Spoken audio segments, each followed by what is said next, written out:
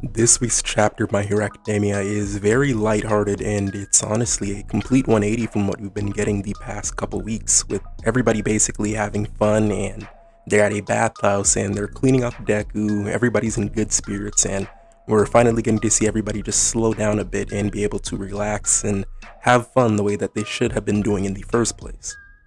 Very fittingly, though, this week's chapter is titled Rest with a bunch of exclamation points, and this is basically what everybody's been doing. They've been going back to just resting and giving themselves time to cool off and really take in everything that happened and basically just have a moment to be themselves, be high school students, and not have to worry about very important things. In the first couple pages of this chapter, we get a interaction with Deku and Bakugo basically tells Deku that he still hasn't given up on becoming number one and that they're still both rivals at the moment, which is very cool. Bakugo still feels like Deku is his rival and he still wants to do everything in his power to try and surpass Deku, which really shows his tenacity that even from what he saw in that situation where Deku was almost completely overpowering the entirety of the class, he still feels that like he has an obligation to try and surpass Deku and become the true number one, quote unquote.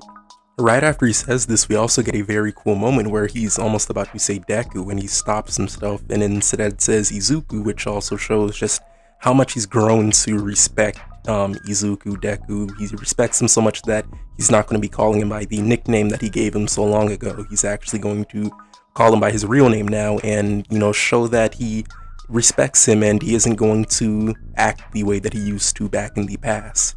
And of course, right after he says this, everybody kind of makes fun of him and they're like, yeah, you don't have to force yourself, Bakugo, like you're all good, and Deku understands, which, it's just, this is a very lighthearted chapter, not too much heavy things happen in this chapter, just super lighthearted, and it's just showing that everybody's able to be comfortable around each other right now. Even after what happened with Deku, they can put that all aside and just be students like how they used to be.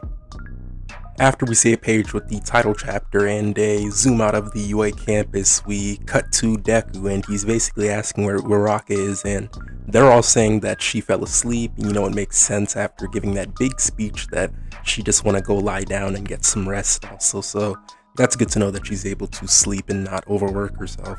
Deku then tells everybody thank you and that he's sorry for troubling all of them, and then we get Ashido asking him about One for All, and she's basically saying that there's no reason for a suspenseful, introduction to what All for One is, and that he should be able to just tell them all about it since they basically know the gist of what's going on, and they're all super curious. They're just saying that it must have been really hard for him to go from having no power at all to having this very overpowered quirk, so to say. Todoroki then steps out and he's basically telling them that Midoriya must be really tired right now and that they should wait on this and let him go to sleep first before, bombarding him with questions about One for All and all of that stuff right there. So it just makes sense to let Deku go to sleep before you start questioning him about this entire story.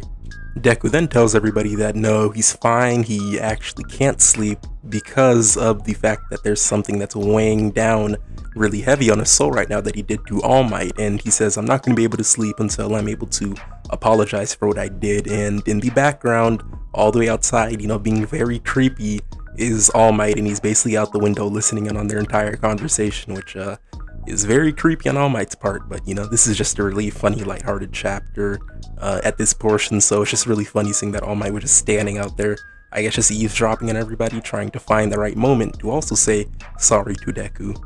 He must have hopped through the window or something, because now he's right in front of Deku and he's saying me too, and he's saying that I'm sorry, I couldn't have been of help to you, and he's really sad that he wasn't able to help out Deku, and it's very cool that they're finally being able to see each other after what happened with them.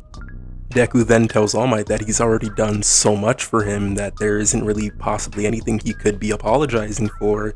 And then Ashido says that if you're going to apologize to him, you might as well apologize to all of us, since you kind of just up and left us at a certain point and just decided not to come back for us, which would definitely be pretty hard on them, seeing their figure, this person that they feel is their mentor, just kind of leaving them there. So he definitely should apologize to all of them for that. Deku and Ida then tell him, let's protect everybody together, let's all work together to solve this problem, and let's all help each other out throughout this whole entire situation. And All Might says thank you, and in his mind he's saying that he's gonna show them that he can definitely keep up with them. Right after this, All Might says that, it's probably time for him to head off, and everybody's saying, already? You're already leaving? What's going on? And he's saying that he has to go meet up with Endeavor and all of the other ones to talk to them about things that need to be addressed. Sato then wonders to everybody that are they not going to be coming back to UA, or what's going on with that? And Todoroki shows back up and he says that they can't really just show up in public like that, since there's still a bunch of fallout over the entire Dabi situation.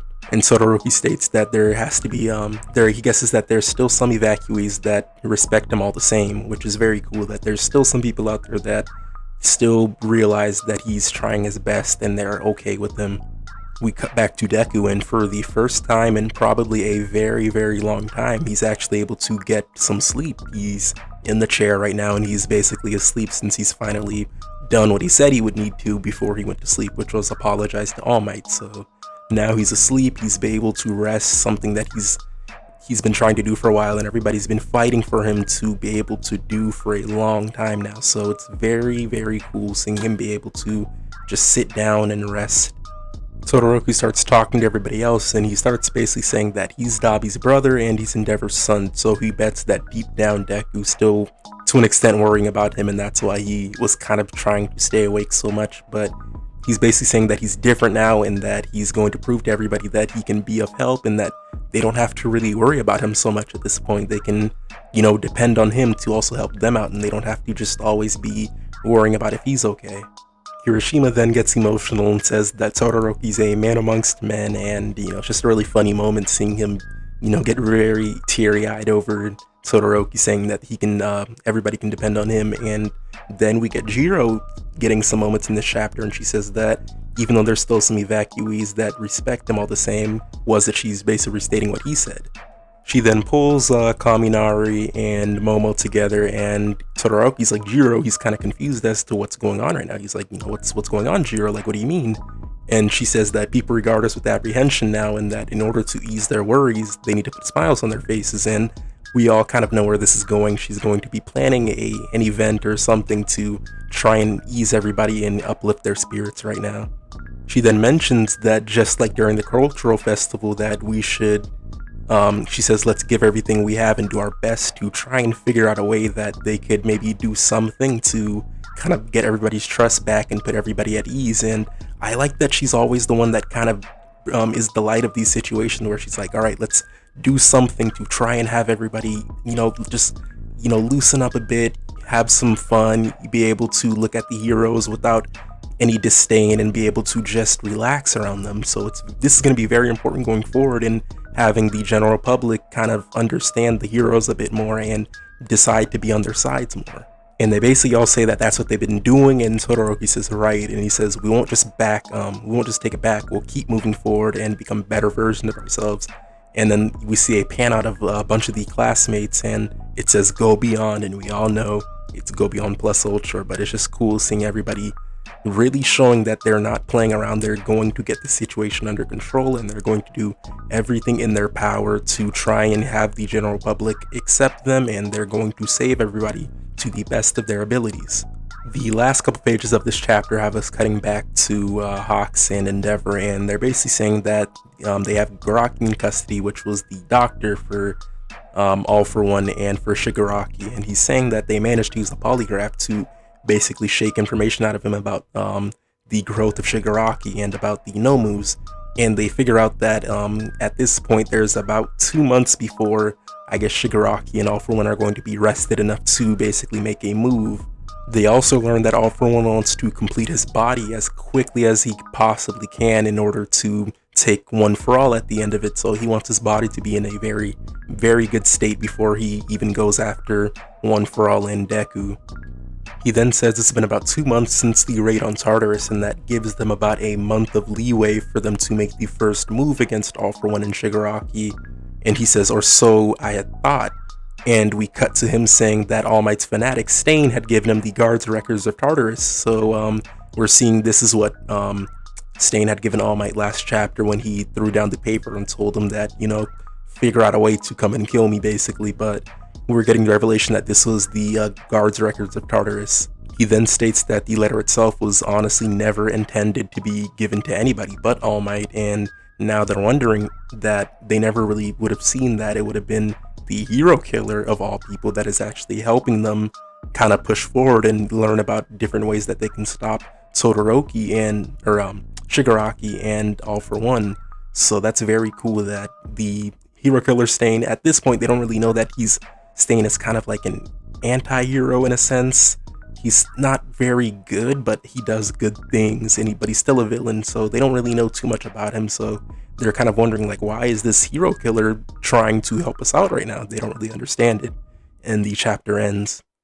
Overall, this is a very good chapter, just very exposition heavy, but that's good. We're finally kind of backing down from all the craziness that was happening over the past other chapters. So everything's dying down and we're learning new information, and we're honestly entering like this it almost really does feel like a final arc kind of thing, where we're getting into the final fights, and this is kind of the beginnings of it. So very good chapter in general, and I very much liked it. But let me know what you guys thought of the chapter in the comment section.